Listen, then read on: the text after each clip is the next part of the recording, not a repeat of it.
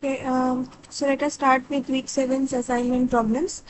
So, uh, the first question is consider a solid object moving through a fluid from dimensional analysis. Drag force by the fluid on the speed v of the object is proportional to what power of v.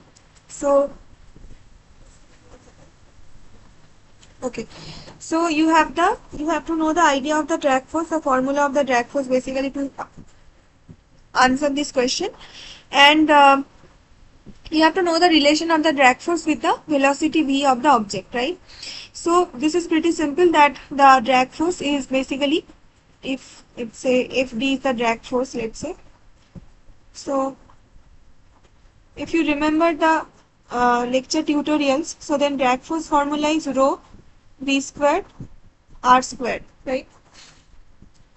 So if this is the drag force, then what does it mean? So let me first choose a page and explain what are the different terms.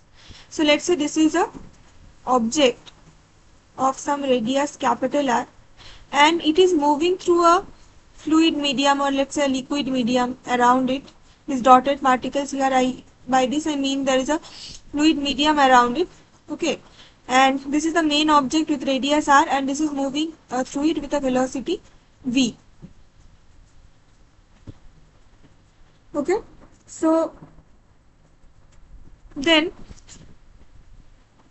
if this is the external medium, then what is the mass density of the external particles in this medium?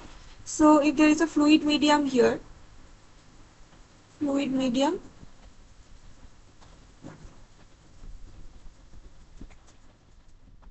particle number is, let's say, capital N, the volume of the fluid is capital V, then the number density of the particle is small n equal to capital N by capital V, and m is the mass of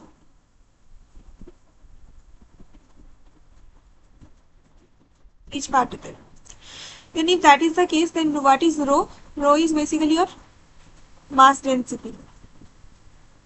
Mass density means total mass by total volume. So if there are total n number of particles, then small m times capital N is the total mass from all the particles divided by the entire volume V. So this is the total mass by total volume, which is basically your mass density of the external fluid medium, right? Okay, so then if this is an object that is moving with a velocity v through this medium, then an object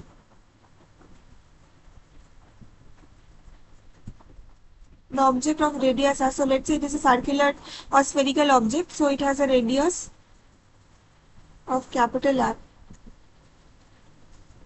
Okay, and it is moving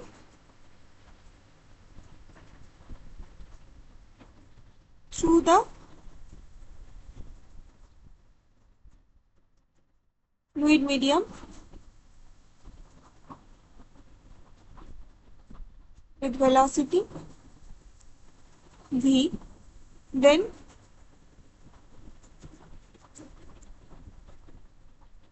drag force will be equal to rho v squared r squared, where rho is the mass density of the external medium, v is the velocity of the object that it is moving with, and capital R is the radius of that same object. So if this is the drag force, then we do know now that the drag force is proportional to v square or velocity square. So this is your answer for the first question, that the drag force will be proportional to velocity square. This is this. Now, second question is that consider Compton scattering of X-rays by a carbon block. Scattered radiation is viewed at right angles to the direction of the incident beam. If the scattered beam has a wavelength of 0.1024 nanometer, then the wavelength of the incident X-ray is what? So this is also pretty simple. You just have to know the formula for Compton scattering of radiation, right? So let us start explaining it by drawing a diagram, simple diagram of Compton scattering, how that works. So in this case, Compton scattering, what it is doing is that there is a electron sitting here. Okay, so there is an electron sitting here, and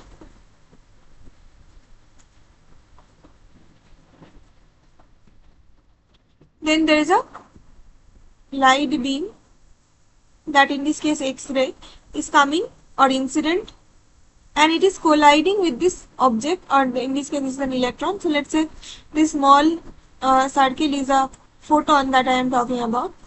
This is a photon that it is coming, it is incident with a wavelength of lambda, right?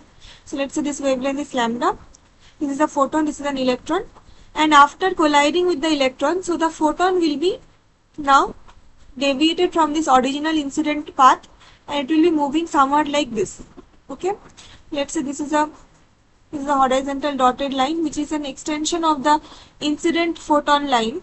Okay, so this angle by which the photon path has been deviated now is now phi.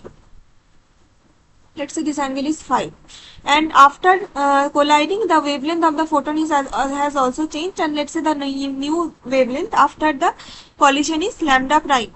So let's say this is the photon after, and this is the photon after collision,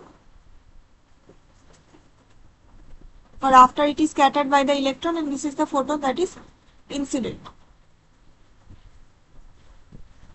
Okay, now this electron is initially sitting at rest, so it has a mass that is equal to its rest mass. Rest mass of the electron means it has no momentum, or it has no speed, it is not moving anywhere, so its momentum is 0, and the mass is equal to the rest mass of the electron.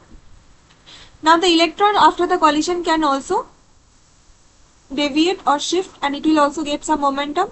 So if let's say this is the deviation path of the electron now, this is the electron after collision.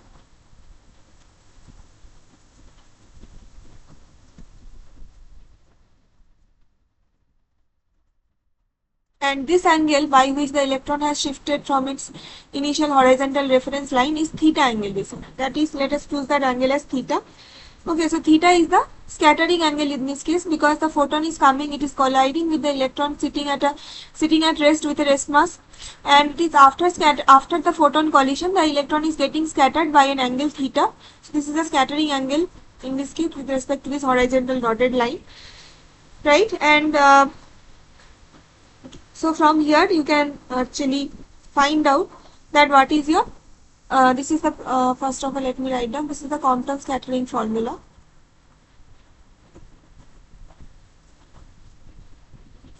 This is the Compton scattering.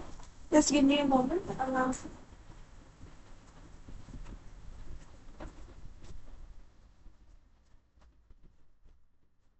Just 1 second.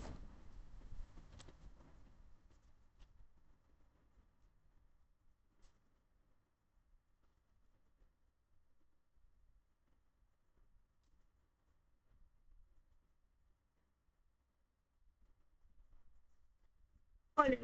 So let me explain the process again. So this is the incident photon that I have marked here. So what will be the energy of the incident photon? If its lambda is the wavelength of the incident photon, then let's say the frequency corresponding to this wavelength is nu.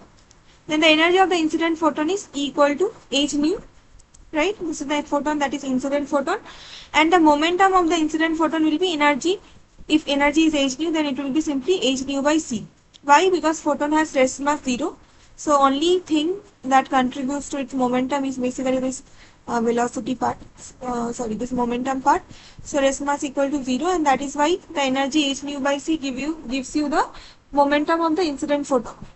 And now the electron initially sitting at rest, so its energy is simply the rest mass energy, which is equal to m naught c squared, right? So this is the rest mass energy of the electron sitting at rest initially. Now after the collision with the photon, incident photon, the photon also gets deviated, and the electron initially that was at rest, it also gets some momentum and gets deviated by an angle theta, which is the scattering angle. And the angle by which the photon gets deviated from its path is the angle phi. So after it is scattered, let's say the photons after collision, the photon's wavelength is lambda prime, and the frequency of corresponding to this let's say is nu prime. So then the energy of the scattered photon will be E prime equal to H nu prime, right? And the scattered electron, this is the basically the scattered electron. And what will be the energy of the scattered electron afterwards? So this is simply equal to root over of p square c squared plus m naught squared c to the power 4. So you can see that initially there was only rest mass energy because the momentum was 0. But after being scattered, the electron has now acquired some momentum, which is p in this case, that is a non-zero value, and because of which you get a total relativistic energy of p square c squared plus m naught c to the power m naught square c to the power 4 whole root, which is the relativistic energy expression.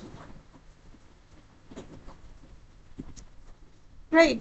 So if that is the case, then you can apply next the energy and momentum conservation formula to get your Compton shift value. So in the question they have mentioned something about the Compton shift, which is nothing but the shift in the wavelength of the photon before and after. That means you have to consider the difference between the wavelength of the photon before collision and after collision, right?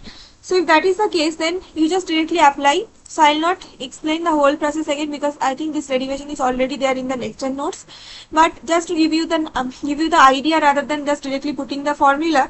So I am just writing down and drawing this diagram because the diagram helps you to actually understand what is going on instead of just simply remembering the formula may not always help, because if you get the formula incorrect, then you have to at least know the way to solve the question, right? So then you have to apply the momentum conservation, that you know that in a process before and after the momentum should be, total net momentum should be conserved, right? And the energy conservation will also be applied. So if this is the energy conservation will also be, sorry, I have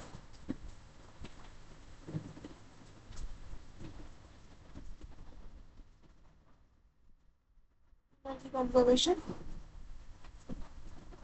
Okay, so along the x-axis component, so because momentum is a vector quantity, so it has both x direction and y direction. So along x component, if you take the momentum component, then along x you see that before along x there is only the momentum of the photon, because only incident photon has some momentum, the electron is at rest. So momentum 0. So this photon's momentum along x-axis is h nu by c and electron momentum is 0. And after collision, and now the photon electron both has acquired some angle with respect to the horizontal axis.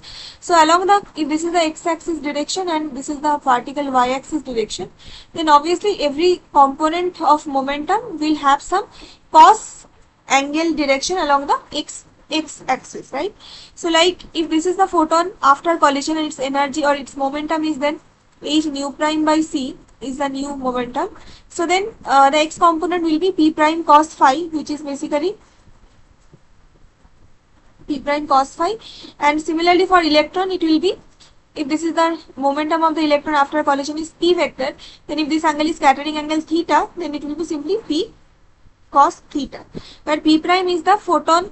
So do not get confused with the electron and photons momentum expression. I am just writing down p and p prime for incident photon and after collision photon, and p e subscript is the energy of momentum of the electron after collision. So this we write down as pe.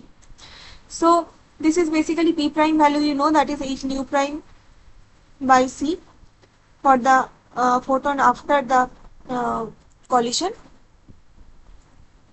right? And then you have h nu prime by c cos phi plus pe cos theta. So I am not deriving it any further, just giving you the hint how to derive and solve it so that you also remember.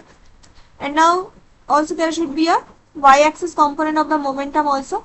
And initially you see that the photon was moving along x direction and it has no y-axis component, and electron already was at rest and it had no component of momentum along either of x or y-axis. So initial momentum along y-axis is 0 for both photon and the electron.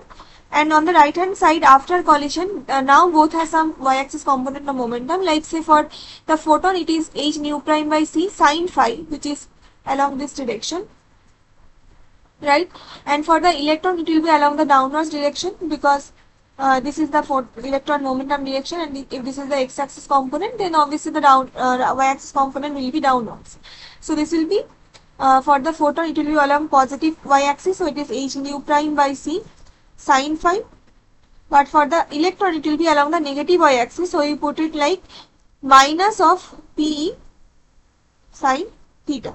So these are the two formulas from the acquired from the momentum conservation along x and y axis. Similarly, there will be energy conservation. So the initial energy from the photon is h nu plus the initial energy from the electron at rest is m naught c square, which is the rest mass energy. And after collision, the energy of the photon becomes h nu prime, and the scattered electron energy becomes relativistic expression, which is P e squared c squared plus m naught squared c to the power of 4. So here it will be Pe, because now we write down the electron's momentum as Pe. So by using these two formulas, you will get, let us this mark this equation as equation number 3. By solving, we get Compton shift is basically how much is the wavelength got shifted by the collision or by the collision of the electron with the photon. So that is the Compton shift. So we get the Compton shift, which is basically lambda prime minus lambda. This is the after and this is the before. This is for the photon, not for the electron. So this is lambda prime minus lambda is, we will get, this is h by m naught c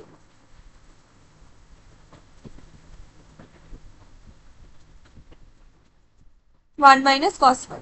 So this is the entire formula for, this is the formula for Compton shift, where there are different meaning for the different terms. Like h is the Planck's constant, which is a universal constant, that value you can know. I think it was 6.626 into 10 to the power of minus 34 SI units. And m naught is the rest mass of the electron, which is basically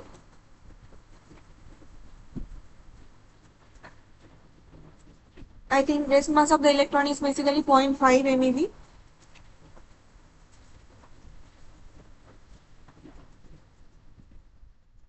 Just let me check this value once, if I am doing it right. Rest mass value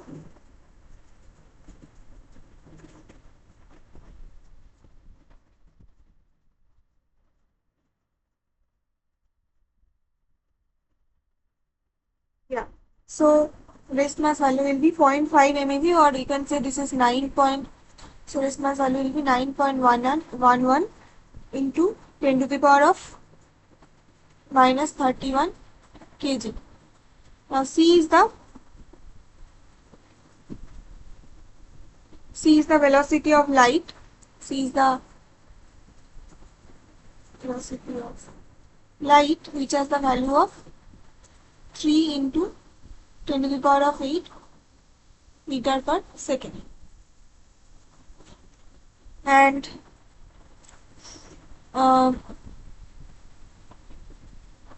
sorry, I got it right. So this should not be phi, I think this should be theta. So because in the question they have asked that if the scattered radiation is viewed at right angles to the direction of the incident beam. Okay, so scattered radiation is viewed at right angles to the direction of the incident beam. So then it is phi. Okay, so then cos phi is right. So after this, and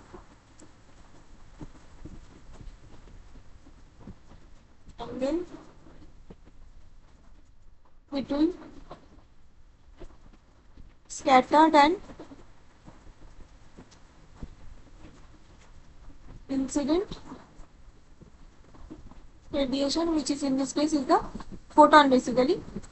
And you know that phi will be 90 degree, because in the question they have asked that the scattered angle is basically right angle to the incident direction. So this is pi by 2 or 90 degree is the phi value. And okay, so with this all the terms are covered. So after this we just put the values, and we just also in the question it is mentioned that the scattered wavelength is given in the question. So the scattered wavelength of the photon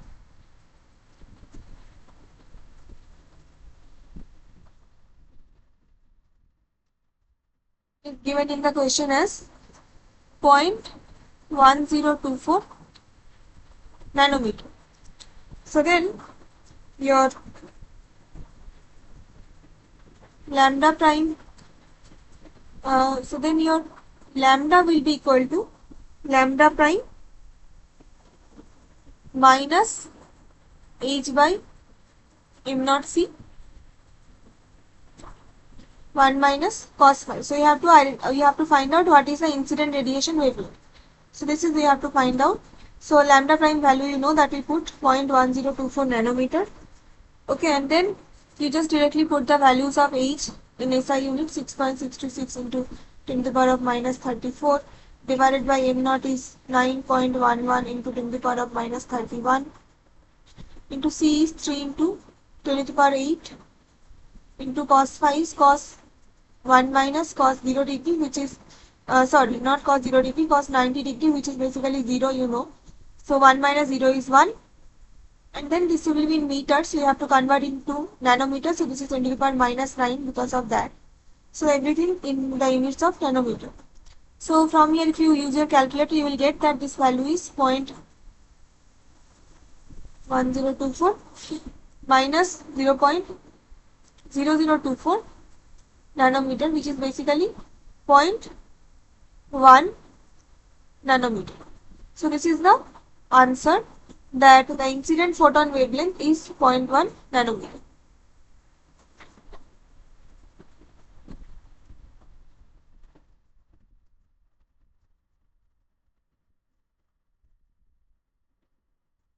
So this is our correct answer. This is true. Right, now let us move on to the next question, which is question number 3. So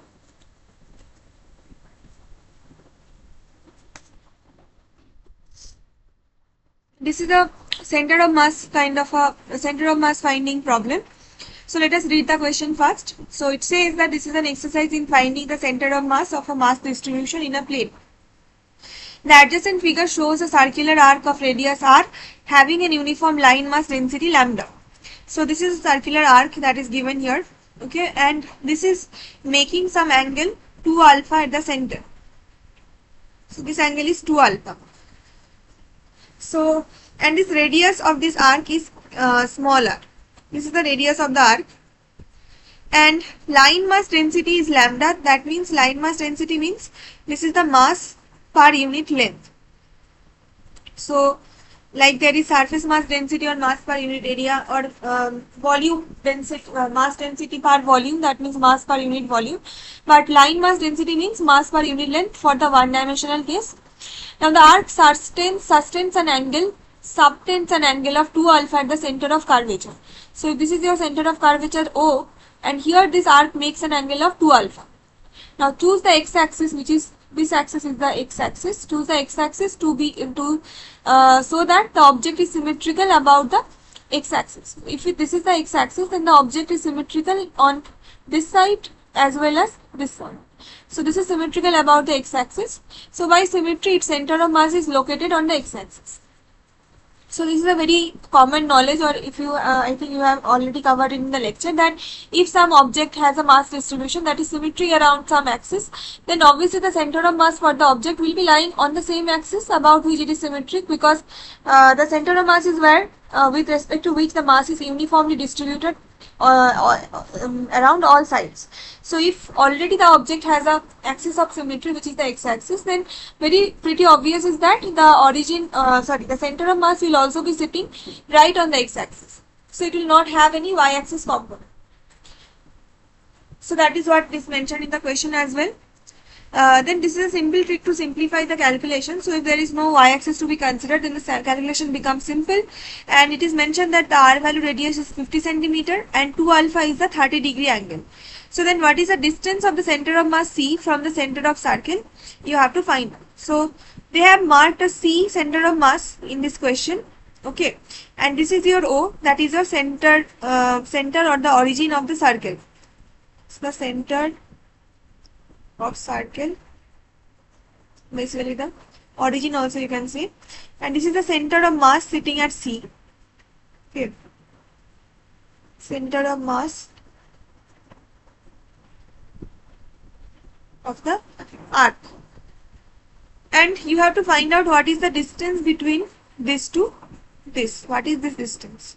So OC equal to what? So for this we have to first find out what is the center of mass position. So let us go back to the page down below and try to solve this.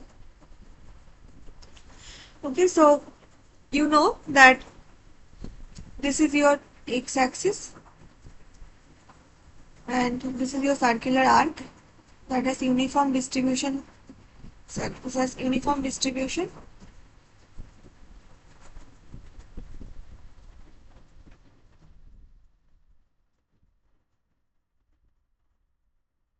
About the x-axis, and this angle is 30 degree equal to 12, and this is the radius r of that circular arc. This is the center of or the origin of the circle O, and this is the center of mass of the arc C. And let us choose an infinitesimal element in this picture that we choose at here. Okay, so this is, let us say this is the dotted or dashed infinitesimal arc of this circular arc, and this has a radius of r, and let us say that this angle is d theta angle. So then this is the case, then up to this, if you draw a straight line or a perpendicular line,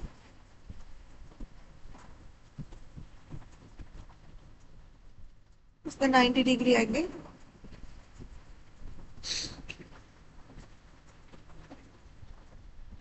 So basically I should draw it like the center of mass should lie here and not there.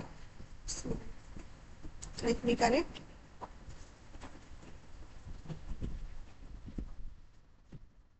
So this is where the center of mass lies. This is C.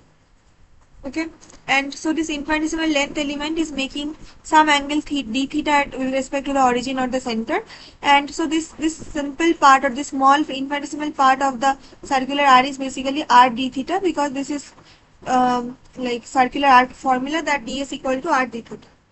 Okay, and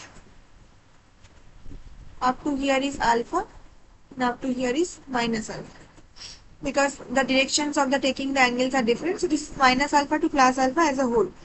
Now you have to find out the center of mass, and x cap is the axis of symmetry, C is the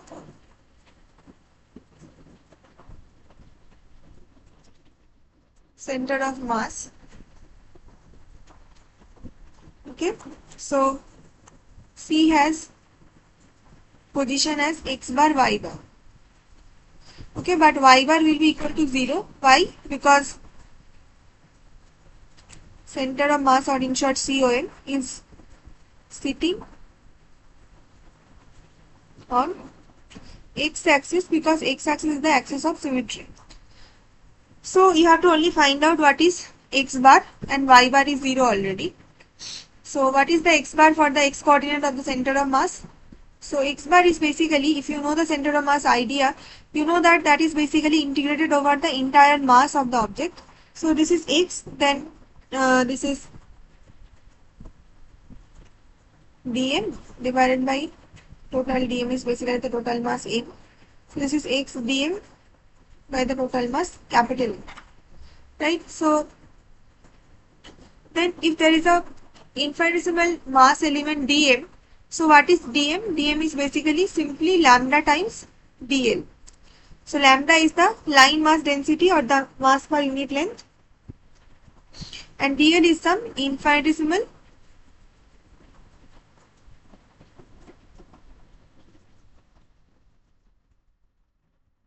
length element, and dm is some infinitesimal mass element.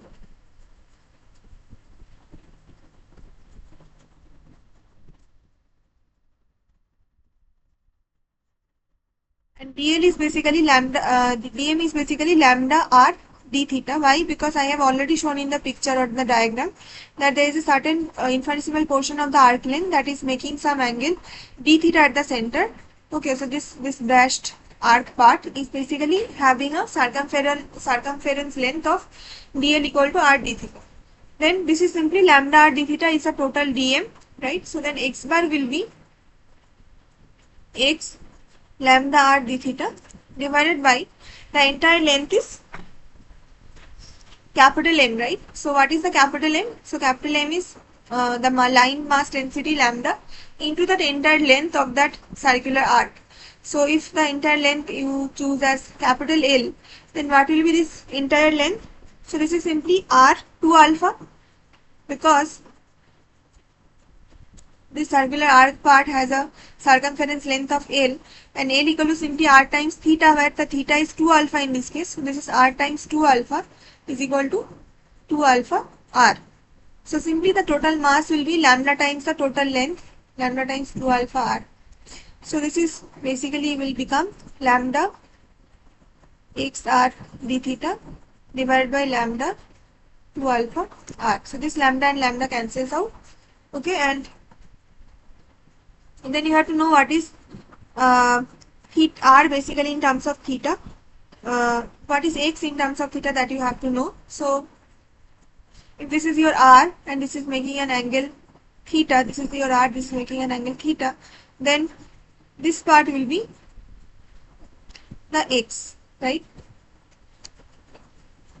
So this part will be the x. So x equal to then r cos theta, because r is the radius, theta is the angle, and so x becomes r cos theta. So this is r cos theta r d theta divided by 2 alpha r. So the r is constant in this whole case, so r comes out as r squared, and this is simply cos theta d theta divided by 2 alpha r. Now theta will vary from minus alpha to plus alpha, as I have shown earlier that theta is varying from minus alpha to plus alpha. So if that is the case, then this is r by 2 alpha. Cos theta integration will give you only sin theta minus alpha plus alpha. So r by 2 alpha sin alpha minus sin of minus alpha. So this is 2r sin alpha by 2 alpha. This is basically r sin alpha by alpha is the center of mass x coordinate, and the y coordinate equal to 0 because it is lying on the x axis only. So the center of mass, or C,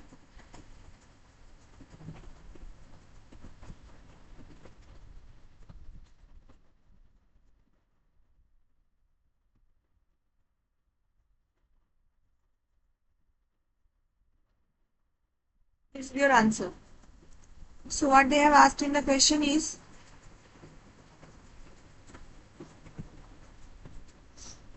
what is the distance of the center of mass from the center of the circle? So also you have to put the values properly so that you get a value in terms of a number. So if that is the case, then you have to guess what is OC. OC is basically the coordinate of C only, because O is the origin. So then it is just simply x bar along x axis. This is the distance same as OC in this case, and this is equal to r is already given as 50 centimeters. So 50 centimeter into sine alpha. Alpha is basically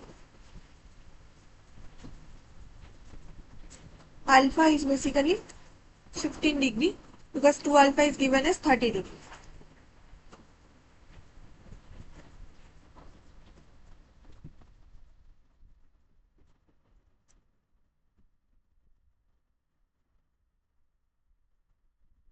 So this is 15 centimeter sine 15 degree divided by 15 degree, you have to convert into pi, so 15 into pi by 180, the radian value, and ultimately this will come as x bar equal to 49.43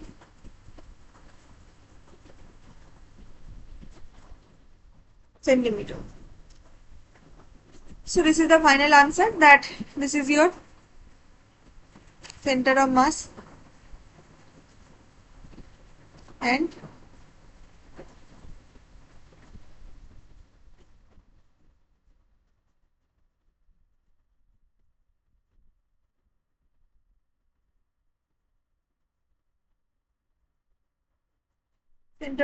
distance of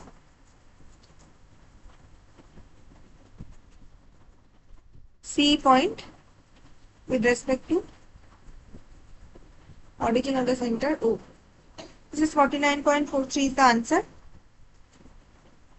by which the center of mass is shifted from the center of the circle. So 49.43. Now question number 4. So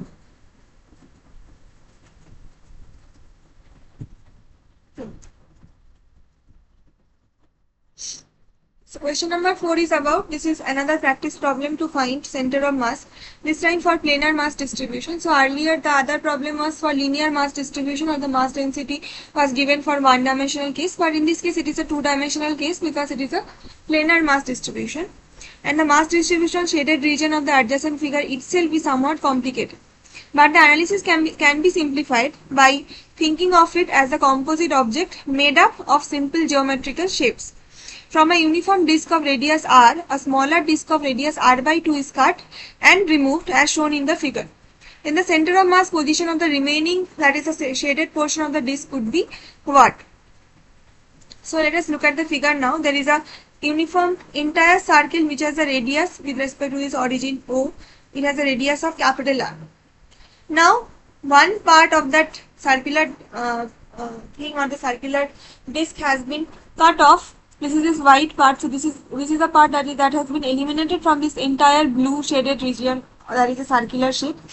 So this part has been cut off, and this part has a smaller radius of r by 2, and this is the center of that smaller circle. Okay, and then if this part is cut off, then the remaining part has only the mass, that is this blue shaded part. Now for this remaining part, you have to now find out what is the center of mass for this object after this smaller circle has been cut off, or this mass has been eliminated from the total mass or the total circular disk. So for that you have to use some of the formula regarding the center of mass thing. So first of all, the idea is simple, is that you have to consider before and after that, you have to consider what is the mass of the full circle first before this mass part has been eliminated. So this mass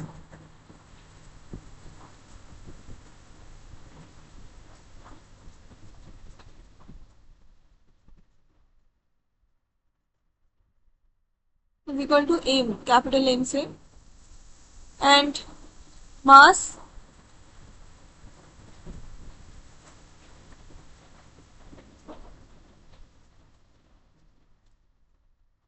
smaller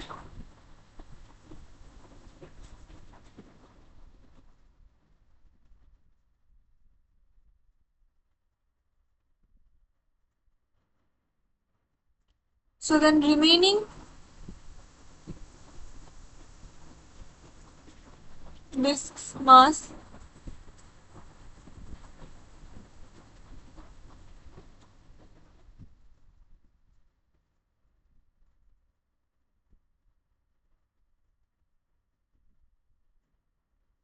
equal to capital M minus small m.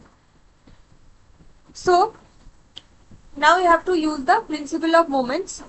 So by principle of moments, you can see that this remaining shaded region has, blue region has a mass of capital M minus small m, and the smaller circle that has been eliminated would have had a mass of small m, and this is your origin O, let's say.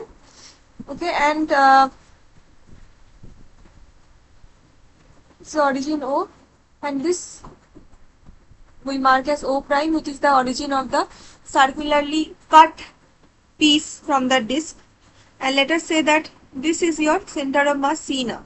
Because earlier the center of mass for a symmetric mass distribution will be the center of the circle, but now the mass distribution is not anymore symmetric, so its mass will be shifted towards the higher mass side, which is in this case the blue region side. And let us say the new center of mass that is defined is C. Okay. So now from the principle of moments you have to choose that if let's say this O to C, this distance is let's say x, and this O to O prime distance is r by 2. Okay, so let us say that x is the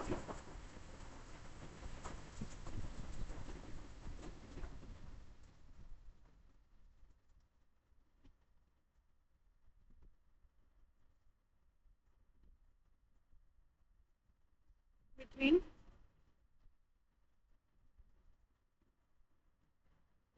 center of mass, which is at C,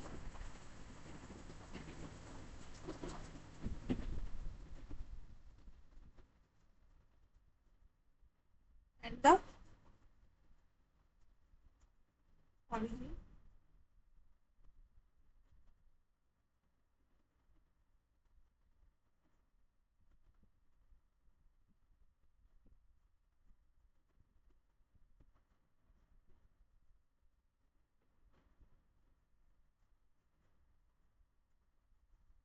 Mass of the remaining disk, origin of the full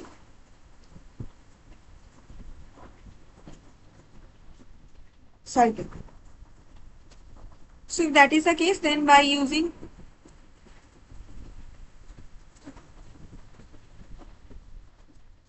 the fourth question, so by using principle of moments, you have the remaining mass m minus small m having a distance x with respect to the origin is equal to the mass of the cut out part, which is small m, and the distance from the origin towards this center is O prime is r by 2. So from here you get your x equal to small m by capital M minus small m to r by 2. This is the equation number 1. And now because it is a planar mass density, that means it will be a mass density per area.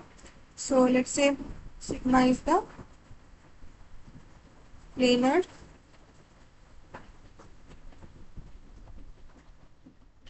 that is the mass density entirely divided by the area, which is earlier for the whole circle will be 4 pi r squared, but now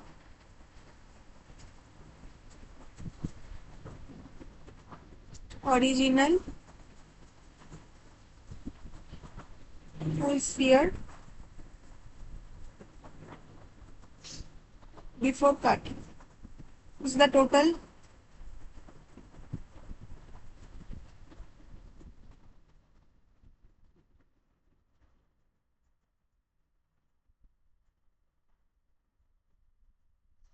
Now because it is a mass density, so it does not matter which portion of the mass or volume you are taking. So even if you change your area and the mass, but the mass density throughout that object will remain constant. So by that idea, sigma is also equal to small m by 4 pi small r squared for the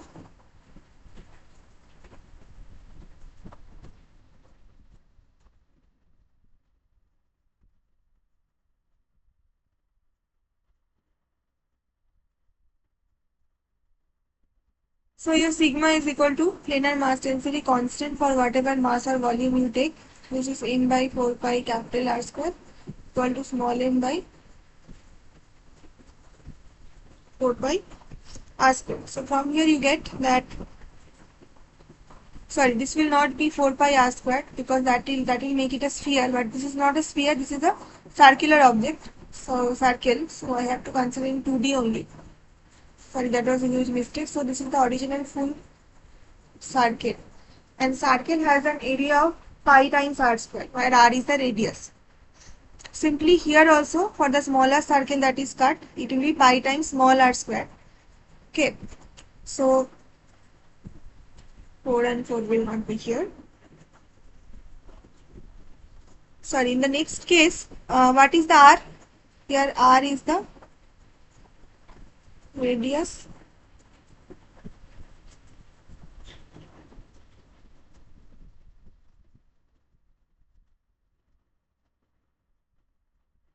that is equal to r by 2 as given in the question. So here you get that sigma, the space planar mass density, is constant for uh, m by pi capital R square equal to small m by pi r by 2 whole square. So in this case you get small m equal to capital M by 4. So say this is equation number 2. And then you have equation number 1 and equation number 2 as well. So if you have to find the center of mass for this remaining disk, so then you have to only get this x, because OC bar is the, and along the x axis it will be x equal to small m by capital M minus capital M by 4. Small m is capital M by 4. These two I connect. So capital M by 4 divided by capital M minus capital M by 4 into R by 2. This is basically M by 4 to 3M by 4. So this is 4 by 3M R by 2. It's R by 6. So now the center of mass of the remaining portion of the disk will lie at a distance of r by 6 towards the left from the center of the whole disk. So if this is the center of the whole disk at O, then now the new center of mass for this cutted object, this blue cutted object, will be shifted towards the x axis on the other side. Okay, so that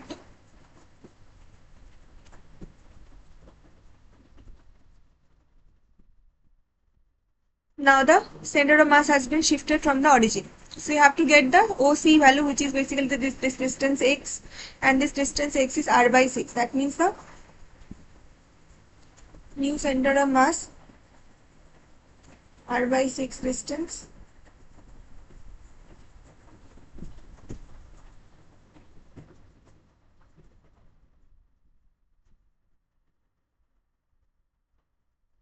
r by 6 distance highway towards left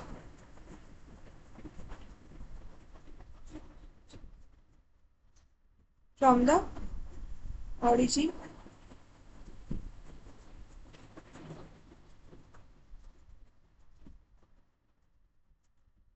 this is the correct answer. So r by 6 to the left from the center of the disk. It's the correct answer. So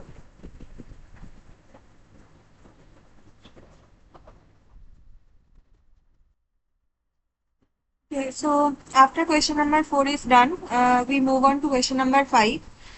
So the problem deals with a three-dimensional mass distribution of a composite object of simpler geometrical shapes. The accompanying figure shows a rigid composite body made by welding together a circular disc of mass 2 kg. So here is a circular disc of mass 2 kg and a round shaft of mass 1.5 kg and length 180 millimeter. So this cylindrical thing is 1.5 kgs and it has a length of 180 mm and a square plate on top which has a mass of 1 kg. This is this one. Now assume that all parts have same uniform density. That means they are made of the same material, so their mass density is same. Now determine the z coordinate of the center of mass in the coordinate system shown in this figure. Ignore the thickness of the plates for your calculation. So you have to find out what is the center of mass of this entire composite object, which is composed by three parts. One is the circular disc, then there is the cylindrical length, and then there is a square shaped disc. Now let us choose our, because anyway we have to find out the center of mass along the z-axis component. So this is symmetry axis is also z-axis, looks like that in this case, and here the center of mass z component is chosen as this. So this is your center of mass point sitting on the z-axis, or basically let us say that this is the z coordinate of the center of mass. That is why it is sitting on the z axis. So we are not bothered about x or y component, the coordinate. We are just bothered about the z coordinate of the center of mass, which is identified as the point C bar. Now this is your origin O and this is your C bar, center of mass, z coordinate. So then you have ignored, by this question you have ignored, there is no thickness, this dashed part that is basically shown in this figure, but for the simplicity of the calculation in this question they have asked you to forget about this thickness. So there is no thickness like this or no thickness like this. It's such a simple two-dimensional case you think of, and the only height that you get along the z direction is from the length of this object that is in cylindrical shape, which is 180 mm, right? Now you have to find out what is the z coordinate of the center of mass. Now let us solve for that. So our question number 5 deals with these three parts, and you know that the z component of the center of mass, let us say this is z bar. Okay, this is the z coordinate of the center of mass, or COM, and this is basically z dm divided by whole m. But remember this is for the continuous mass distribution case. When the total mass distribution is continuous, then you use the integral to show this continuous mass distribution.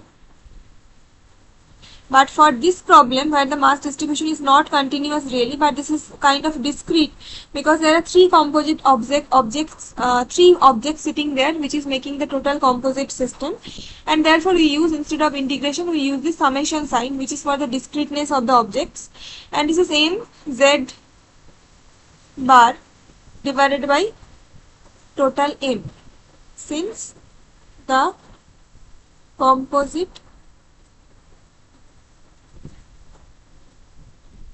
system is made of three discrete parts joined together. So that is why you take the summation and not integration. Now what will be the different parts, center of mass coordinate z along z axis, and what will be the mass corresponding to them. So if you remember that this lower circular disc had a mass of 2 kg, then this one is 1.5 kg and this one is 1 kg.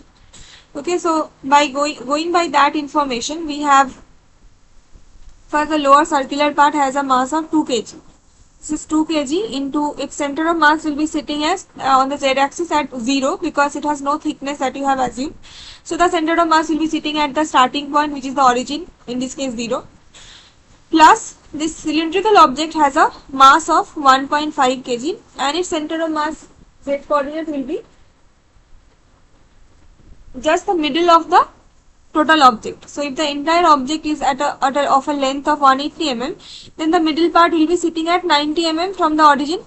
So this is the cylindrical object, and this is the circular disc sitting just at the bottom side, and we have assumed it has no thickness, therefore the center of mass will be sitting just on this point here, which is also your origin. This is the center of mass for the circular disc, and then this total length is 180 mm. So the center of mass for the cylindrical object will be sitting at the central point on the z axis, and this is sitting at some length or height of 90 mm with respect to the origin. So this will be 90 mm for the second mass 1.5 kg. This distance is 90 mm. Why? Because the center of mass is at 90 mm. Plus on the top there is a circular plate like this, and its thickness is also avoided. There is no thickness considered for that. It's just a square plate or a rectangular plate, whatever it is. There is no thickness for that, but its center of mass will be sitting somewhat in the middle, and the z coordinate will be sitting this point on the z axis. This is the another center of mass point. Okay, this is the square plate. This is the center of mass of cylinder, and this is the center of mass of circular disk, which is also equivalent to the same point as the origin. Now, because the center of mass of the square plate is sitting right at this height, so if you calculate this height with respect to this origin, so it is this total height of 180 mm basically, right? So then for the top part, which has a mass of 1 kg as mentioned in the question, so this is 1 kg times the z coordinate of the center of mass here will be 180 mm, because this height is 180 mm. So now by solving this, you get 0 plus I have not taken the denominator part. So there is also some part from the denominator, which is basically the total mass summation, right? So mass summation is simpler because you do not have to consider any other coordinate position, etc. Masses are 2 kg plus 1.5 kg plus 1 kg, right? So now if you calculate this kg units will be cancelled out top and bottom. Only the dimension will be in millimeter. The answer, so if you solve, you use your calculator and use the like terms. So you will get a final answer of 70 mm. So 70 mm is basically your answer, that this is the entire composite body's center of mass position with respect to the origin. So this is the z coordinate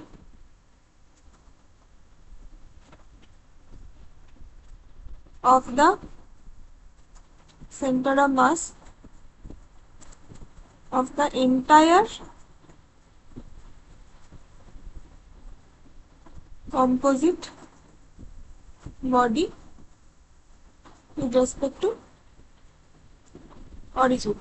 That means if your cylinder has center of mass sitting at 90 mm from the origin, so for the entire composite object, center of mass will be slightly lower than that. Let's say this is the point marked as blue. So this is the distance from the origin. This is 70 mm. The entire body's composite object center of mass, and why it is sitting a little bit below, because you see, by common idea, by common sense, you can see that this is sitting a bit below because the lower part has a higher mass compared to the upper part. Like this lower circular disc has a mass of 2 kg, whereas the upper plate has a mass of 1 kg. So obviously the center of mass of the entire composite object will have a tendency to sit at a lower point. That is why it is sitting at from the center or the origin, it is sitting at a 70 mm distance along the z axis, and the answer will be 70 mm. So let us mark the answer. That is 70 mm is the z coordinate of the center of mass. So now question number 6 is that suppose a planar body is lying in the xz plane, then the moment of inertia about the x, y and z axis is denoted by ixx, ixyy and izz respectively. Then which of the following statements describe their relation correctly? So this is a simple question that you already know from the perpendicular axis theorem of the moment of inertia, that if the body is in the xz plane, so body is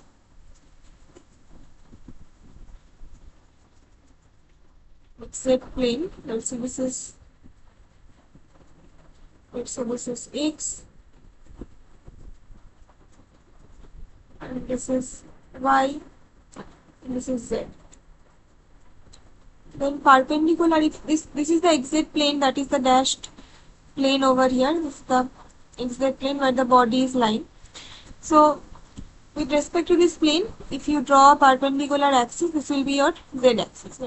Sorry, this will be your y axis, because this is the xz plane, so this perpendicular will be y axis. Then if the body is in the xz plane, then the perpendicular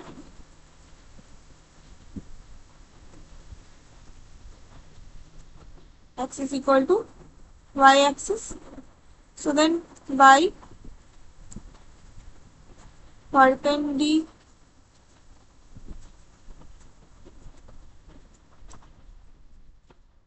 axis theorem, the moment of inertia will be Iyy along the y axis equal to Ixx plus Izz. So that will be your answer, that is the moment of inertia with respect to the perpendicular axis. or y-axis.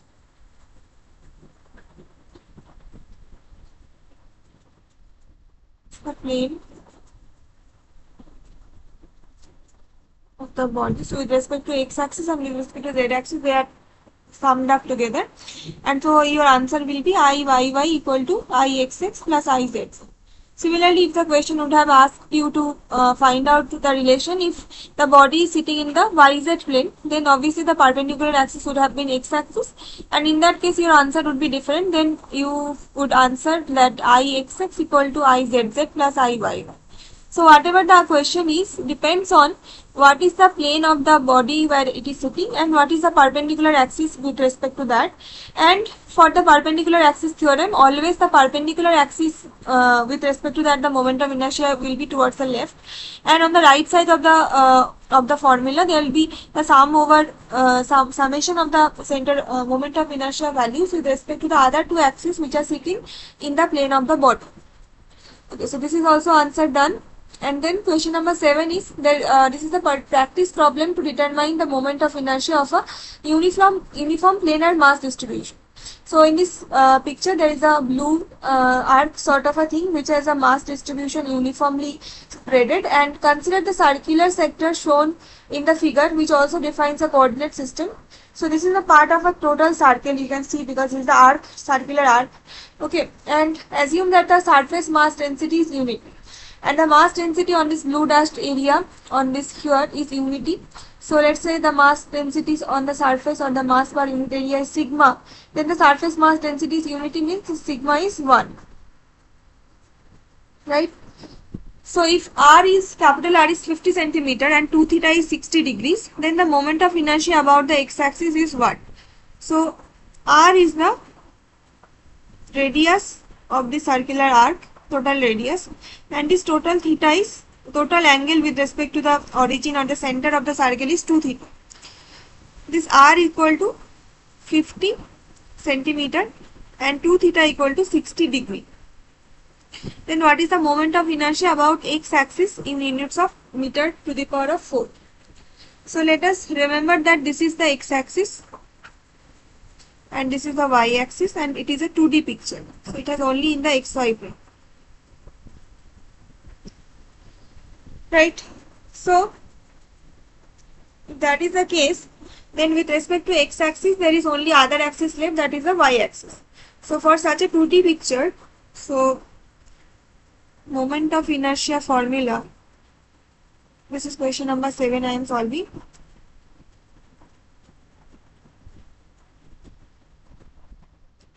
So with respect to x-axis will be equal to Ixx, this will be equal to y square dm. Why y square? Because with respect to x-axis, that is the coefficient, the part here will be y square. Similarly, if you are to calculate the moment of inertia with respect to y-axis, then Iyy will be x square dm. So similar to that, we know this formula pretty well, that Iyy will be like x square dm. Dm is the infinitesimal mass element that we need to choose here. We need to draw here. So the infinitesimal mass element. And because this comes from the formula that with respect to y-axis, Iyy will be x square dm, and if you have to choose what is Ixy, which is in plane, then it will be simply xy integration dm. So these are different terms. Now if Ixx equal to y square dm, then what is dm mass element? Dm is simply the mass density with per unit area, which is sigma, times the area element, that is the dA. So this is the area element. For that you need to choose some infinitesimal area over here. Okay, so this is some infinitesimal area that is taken, and for now sigma, this part I remove from here because it is making it very congested. So this is the infinitesimal mass area, and this angle that is making, that this infinitesimal area is making, is d beta angle itself, and this angle is beta. Okay, and this is the infinitesimal area dA, which is equal to dx dy basically, if you choose this square area sort of a thing. Then this infinitesimal area is basically your dA area, and dA is making an angle d beta respect to center at angle beta from x-axis. Then already you know that what is this, if this is your, let's say this is your d beta and this is your capital R radius, then just once again I need to charge my laptop. Hold on a second.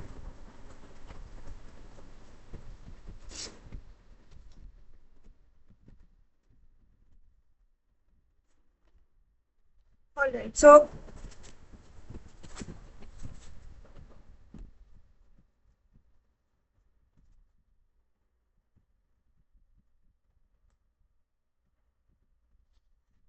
if this is your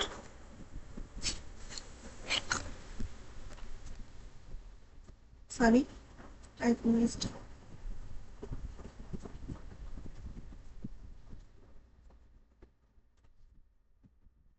If this is your circular arc, okay, like you have already solved earlier, and this is making an angle d beta, this is an infinitesimal angle that it is making at the center, then what will be this circular arc length on the circumference? So this is basically simply S equal to r theta sort of a formula. So this length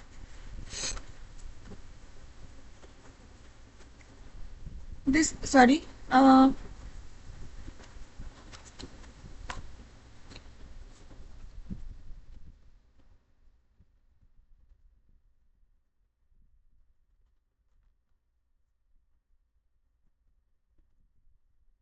length over here is basically your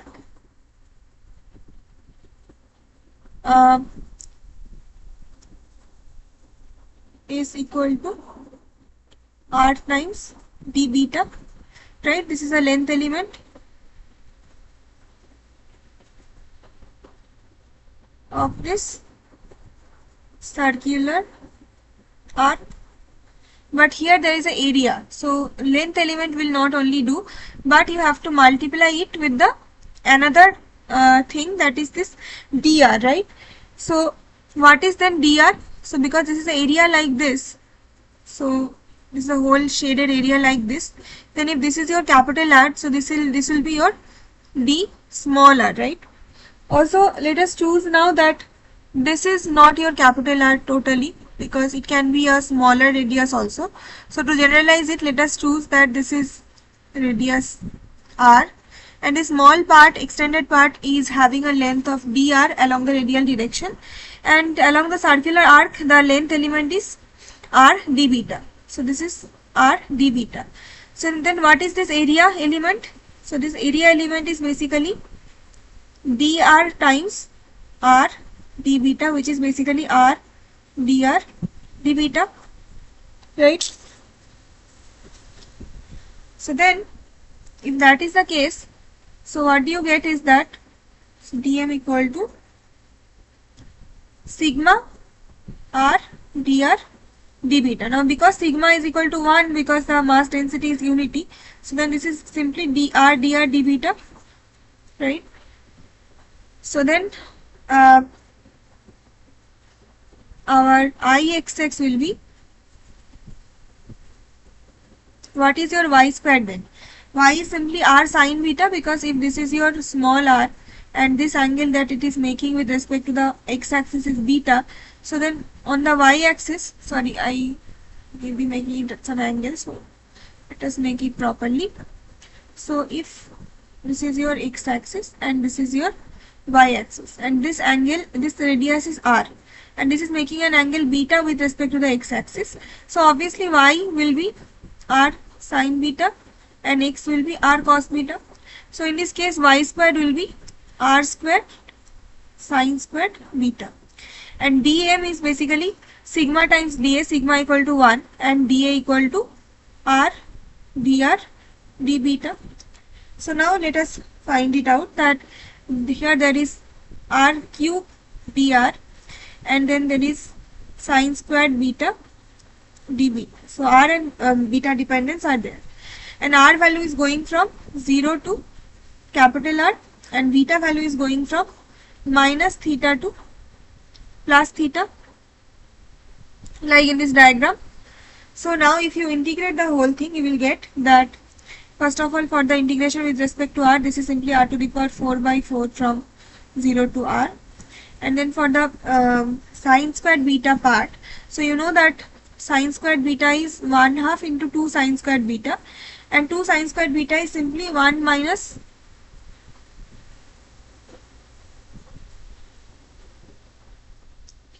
I think 2 sine squared beta was 1 minus cos 2 beta, I think. Just let me check.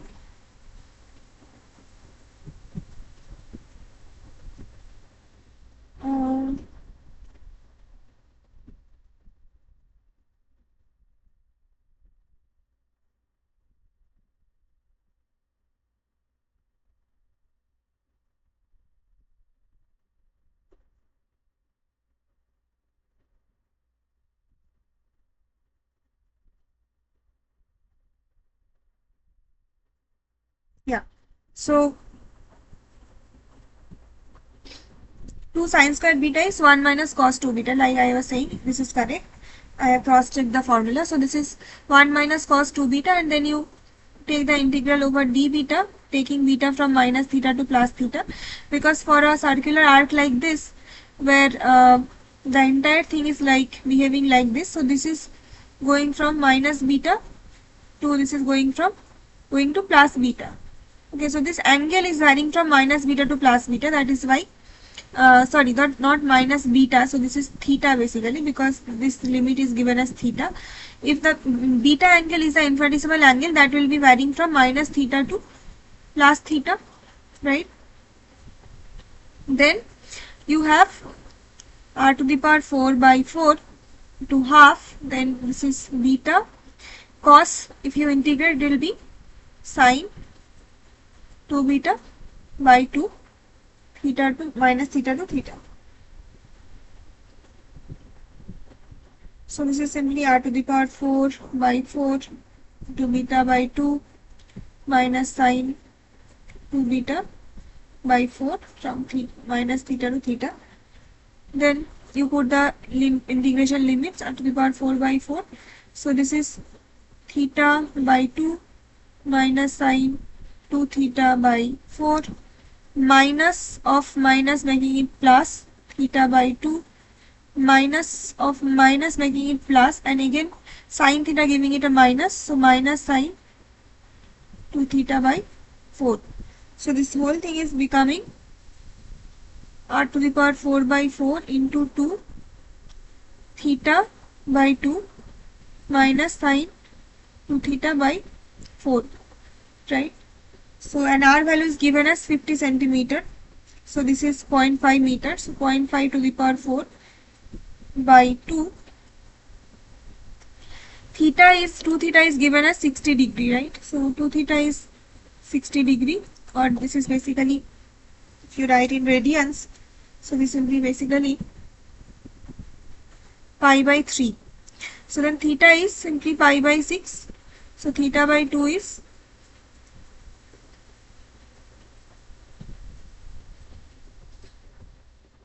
so you can simplify this. This is pi by so if you take this 4 factor out, so this will be simply just let me check once whether there is any problem with this. Okay, so maybe I'm making it a bit difficult. Let me do it again. R to the power 4 by 4, theta by 2 plus theta by 2 is theta, minus sine 2 theta by 4 into 2 times will be sine 2 theta by 2. And now r to the power 4 is basically 0.5 meter to the power of 4 by 4. theta angle is pi by 6 minus sine 2 theta is sine pi by 3 by 2. If you calculate this, you will get a value of 0.0014 meter to the power of 4. So this is your moment of inertia component for this with respect to x-axis for this problem. So let us match our answer whether it is correct or not. So the answer is in the range of 0.0013 to 0.0015. So we are pretty in that range. This is 0.0014 to the power of 4. So this is also done. Now question number 8 is, this is another practice problem to determine the moment of inertia of a uniform planar mass distribution. The adjacent figure shows the mass distribution and a coordinate system. Determine by direct integration the moment of inertia with respect to y-axis. Take the surface mass density sigma equal to 1.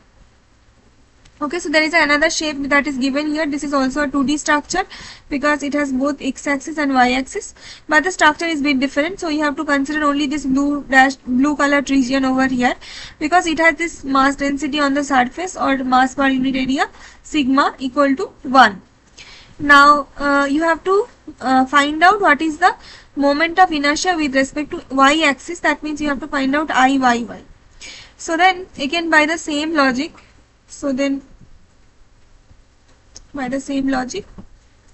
question number 8, Iyy is basically simply x squared dm, right? So dm is the infinitesimal mass element that you have chosen till now for different problems.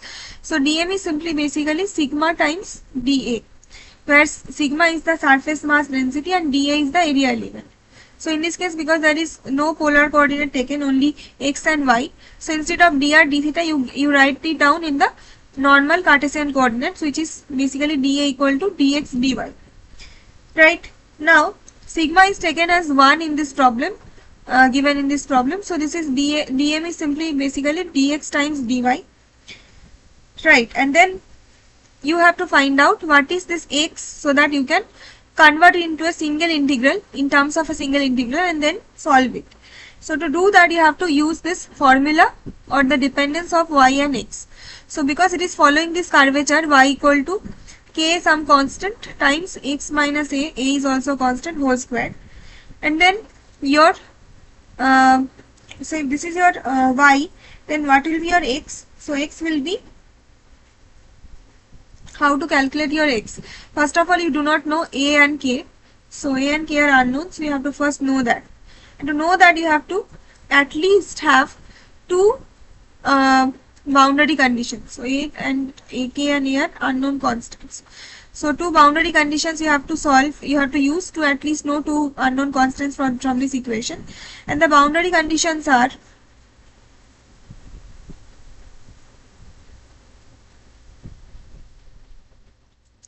at x equal to 0, y equal to b. Why? Because this is the origin. So here this is the origin where x equal to 0 but y equal to b, right? So this on this point x equal to 0 but y equal to b. But on the other hand, other point here x equal to a and y equal to 0. So by using these two boundary conditions on this line equation, on this curve equation, you have, what you get is that first of all y equal to b equal to k 0 minus a whole square equal to k a square. But at x equal to a and y equal to 0, it will be 0 equal to k a minus a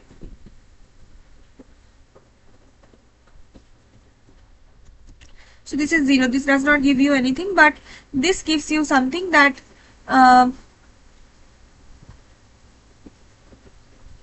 this is from the other problem. So let us ignore that.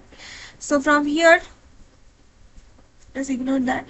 So from here you get that your b equal to k squared or your k equal to b by a squared. Then the equation becomes y of x equal to b by a squared into x minus a whole squared. right? Then what is dy? Dy is basically b by a squared 2 times x minus a into 1. So this is also done. So everything can be represented only in terms of one variable. So after that we will easily do the integral. So then I equal to x squared dx dy. So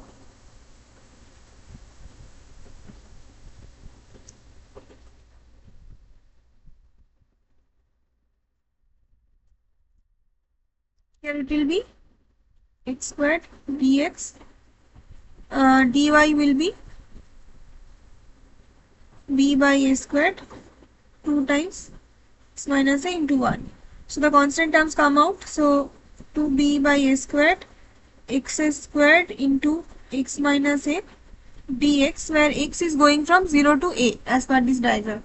So x is going from 0 to a. This is 2b by a squared, and this is x cube minus ax squared. So x cube dx, if you integrate, it will be x to the power 4 by 4 minus x squared a is basically x cube by 3 into a, and this whole thing going from 0 to a. So this is 2b by a squared to the power of 4 by 4 minus a to the power of cube into a, again a to the power 4 by 3. So this value will be 2b by a squared into 12 3a to the power 4 minus 4 to the power of 4 equal to 2b to minus a to the power of 4 by a squared into 12. So this is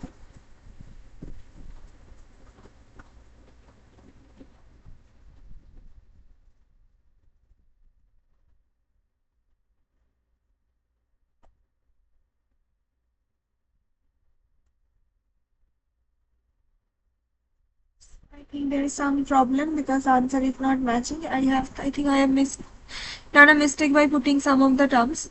Okay, so let us restart it from again starting, because I can't figure out where the problem is. Let us redo this integration. So we can either change it in terms of x or all in terms of y, but because already there is a majority in x only, so better we'll choose to only change the dy part, right?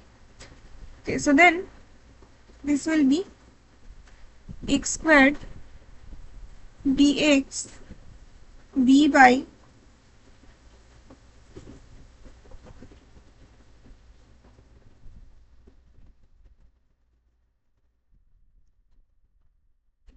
a squared x minus a whole squared.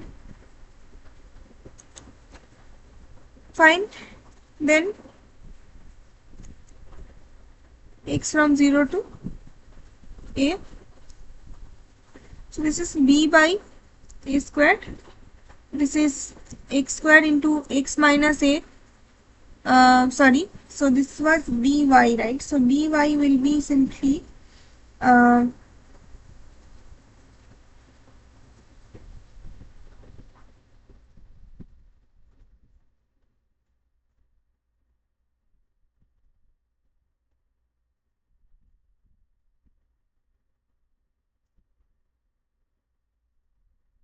okay, I think I have figured out the problem. So the problem is basically I was not choosing the correct length element or correct area element. So for that we first draw a diagram over here, that how do we choose the area element on this diagram. So this dashed portion is your area element, which is dA, and this is sitting at some distance x with respect to origin, and this distance is basically the y distance, and this is your area, shaded area.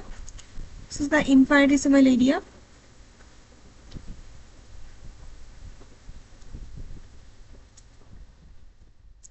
And what are the components over here? First of all, the small distance is dx on the x-axis, and the horizon or the vertical direction is simply y. So this is y dx and not dy dx, because the y is the full length of y and dx is the differential length element, which is dx.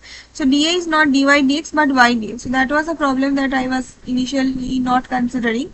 So in this case, the area is not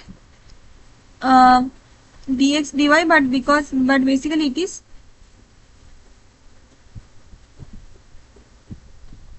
y dx equal to sigma 1. So this is simply y dx. So I equal to will be x squared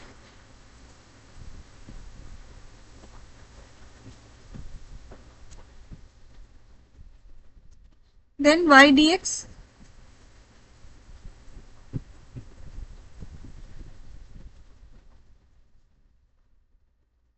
right.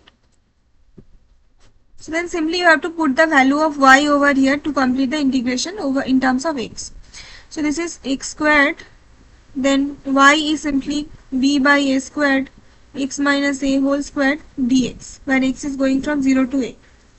b by a square constant, it comes out of the integral x squared minus 2ax plus a squared dx 0 to a. This is b by a squared, and this is x to the power 4 minus 2ax cube plus a squared x squared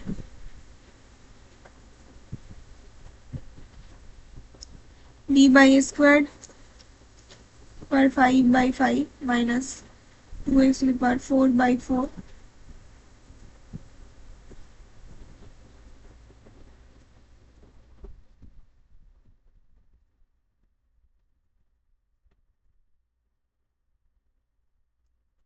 b by a squared a to the power 5 by 5 minus 2a to the power 5 by 4 plus a to the power of 5 by 3 minus 0.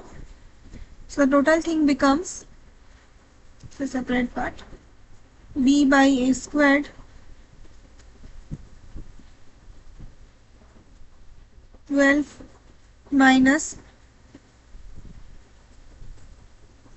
30 plus 20 to the power 5.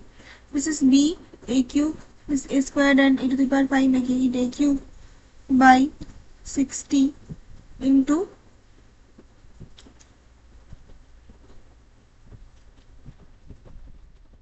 2. This is b a cube by 30. This is the answer. So this is the correct answer. So with this we have finished the problems solutions for week 7. Next part will be week number 8.